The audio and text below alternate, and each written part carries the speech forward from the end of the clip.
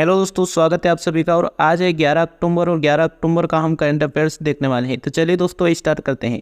पहला क्वेश्चन है हमारा, हाल ही में किस राज्य सरकार ने राज्य में 3 नए जिले मालपुरा, सुजानगढ़ और कुचमन सिटी बनाने की घोषणा की है? तो ये राजस्थान के द्वारा किया गया है हाल ही में। ठीक है, राजस्थान के मुख्यमंत्री अशोक गहलोत ने राज्य में 3 नए जिले मालपुरा, सुजानगढ़ और कुचमन सिटी के गठन की घोषणा की है। राजस्थान में अब कुल 53 जिले होंगे, पहले कितने थे? 50 थे। ठीक है, मालपुरा को मौजूदा टोंक से और सुजानगढ़ को चूरू से और कुचामन को नागौर से अलग किया जाएगा। इन सभी का भी ध्यान में रखना, एग्जाम में आ सकता है। राजस्थान की राजधानी जयपुर है। मुख्यमंत्री अशोक गहलोत साहब है, राज्यपाल कलराज मिश्र जी हैं। ठीक है, आगे बढ़ते हैं अगले क्वेश्चन की ओर। हाल ही में लॉन्च जेल उद्योग में ब्रांड मुक्ति का संबंध किससे है? तो ये बिहार से है। ठीक है, इंपॉर्टेंट पॉइंट है। मुक्ति जेल उद्योग का ब्रांड है। पटना के सरदार पटेल भवन मुख्यमंत्री द्वारा इसे लॉन्च किया गया। जेल में कैदियों द्वारा बनाए गए उत्पाद को बेचने के लिए मुक्ति ब्रांड बनाया गया है। ठीक है, बिहार की राजधानी पटना हो जाएगी और मुख्यमंत्री नीतीश कुमार जी हो जाएंगे और राज्यपाल राजेंद्र आर्लेकर जी हो जाएंगे। ठीक है, अगला क्वेश्चन है हमारा, हाल ही में मध्य क्षेत्रीय परिषद की 24वीं बैठक कहाँ हुई? तो ये उत्तराखंड में हुई। इंपॉर्टेंट पॉइंट है, मध्य क्षेत्रीय परिषद की 24वीं बैठक अमित शाह की अध्यक्षता में उत्तराखंड के टिहरी जिले में नरेंद्र नगर में हुई है। ठीक है, मध्य क्षेत्रीय परिषद का मुख्यालय प्रयागराज इलाहाबाद में है। मध्य क्षेत्रीय परिषद इसमें छत्तीसगढ़, उत्तराखंड, उत्तर प्रदेश और मध्य प्रदेश राज्य शामिल हैं। क्षेत्रीय परिषद की स्थापना राज्य पुनर्गठन आयोग अधिनियम 1956 द्वारा स्थापित किया गया। ठीक है, आगे बढ़ते हैं अगले क्वेश्चन की ओर।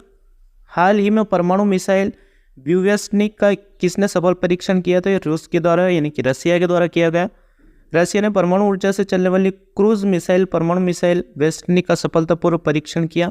रूस की राजधानी हो जाएगी मॉस्को। राष्ट्रपति व्लादिमीर पुतिन और मुद्रा है रूबल। ठीक, चलिए आगे बढ़ते हैं अगले क्वेश्चन की ओर। म्यूरा फर्स्ट रॉकेट किस देश द्वारा लॉन्च किया गया? तो स्पेन के द्वारा किया गया है।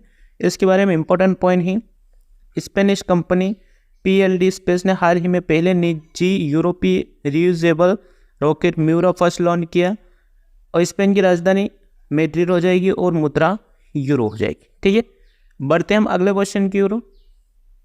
नेक्स्ट क्वेश्चन हमारा, हाल ही में दूरसंचार कंपनी नोकिया ने 6G लैब का उद्घाटन कहाँ किया? तो कर्नाटक की राजधानी बेंगलुरु में किया गया। कहाँ पर? बेंगलुरु में। ठीक है, हाल ही में नोकिया ने भारत में पहली 6G लैब का उद्घाटन बेंगलुरु में किया। नोकिया की स्थापना 1865 और मुख्यालय फिनलैंड में है। ठीक है, चलिए आगे बढ़ते हैं।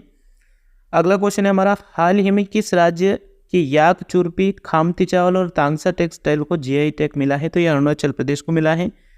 इंपॉर्टेंट पॉइंट से है, अरुणाचल प्रदेश के याक चुरपी, खामती चावल और तांगसा टेक्सटाइल को GI टैग प्राप्त किया गया।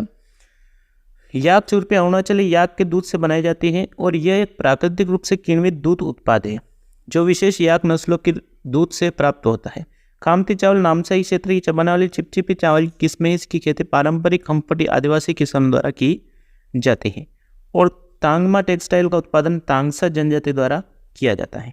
अरुणाचल प्रदेश की राजधानी हो जाएगी ईटानगर और मुख्यमंत्री पेमा खांडू साफ हो जाएंगे। ठीक है, बढ़ते हैं हम अगले क्वेश्चन की ओर।